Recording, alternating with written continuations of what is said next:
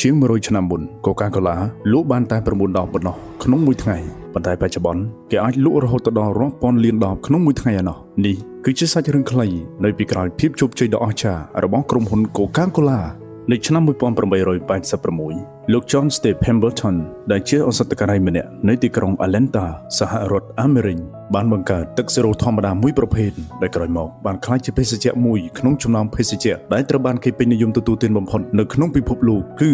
Coca-Cola ដំបូងឡើយយើងមិនអាចស្រមៃបានទេថា Coca-Cola នឹងអាចក្លាយជាក្រុមហ៊ុនភេសជ្ជៈខ្នាតយក្សដ៏ធំមួយដែលយើងស្គាល់សពថ្ងៃនេះដើមឡើយវាត្រូវបានគេដាក់លក់សម្រាប់តែជាផ្នែកមួយនៃសូដាដើម្បីលាយជាមួយទឹកកកទឹកសេរ៉ូនិងទឹកកាបូណាតសម្រាប់ទទួលទានតែប៉ុណ្ណោះហើយជាមធ្យមគេអាចលក់បានត្រឹមតែ9ដបទេក្នុងមួយថ្ងៃពិតណាស់ការចាប់ផ្ដើមដំបូងរបស់វាមានលក្ខណៈតូចតាចបន្ទាប់ពីការស្លាប់របស់លោក Pemberton អាជីវកម្មនេះត្រូវបានអភិវឌ្ឍនិងពង្រឹងបន្តិចម្ដងដោយ Asa Scott Kendler ដែលបានដើរតួនាទីយ៉ាងសំខាន់ក្នុងការធ្វើទីផ្សារនិងចែកចាយផលិតផលនៅទូទាំងសហរដ្ឋអាមេរិកតាមរយៈការតស៊ូនិងការកសាងម៉ាកយីហោនិងការច្នៃប្រឌិត Coca-Cola បានរីកចម្រើនយ៉ាងសន្សឹមហើយត្រូវបានអតិថិជនស្គាល់បន្តិចម្ដង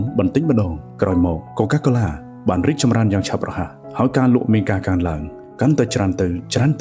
ជាពិសេសគឺនៅក្នុងកំឡុងទសវត្សរ៍ឆ្នាំ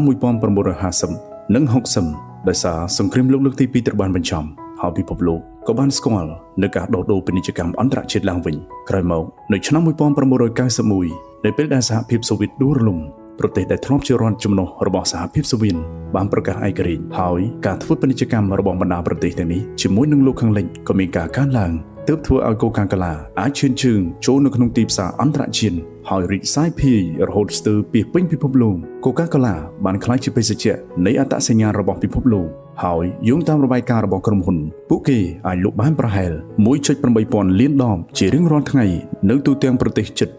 200សាច់រឿងនេះគឺជាការក្រើនរំលឹកដល់យើងថាភាពជោគជ័យមិនកើតឡើងភ្លាមៗនោះទេសូម្បីតែម៉ាកយីហោល្បីៗបំផុតនៅលើពិភពលោកក៏ធ្លាប់ចាប់ផ្ដើមចេញពីភាពតូចតាចដោយប្រឈមមុខនឹងចក្ខុវិស័យមិនច្បាស់លាស់ហើយធ្លាប់ឆ្លងកាត់ការរីកចម្រើនយឺតដូចគ្នា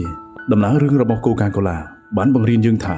ការអត់ធ្មត់ការលះបង់ខ្ពស់និងជំនឿលើចក្ខុវិស័យវែងឆ្ងាយរបស់អ្នកគឺជាគន្លឹះសំខាន់បំផុតចូលយើងមិនត្រូវឆាប់បោះបង់ឡើយពីព្រោះរឿងធំពិតជាត្រូវការពេលវេលាយូរដើម្បីសម្រេចវាបាន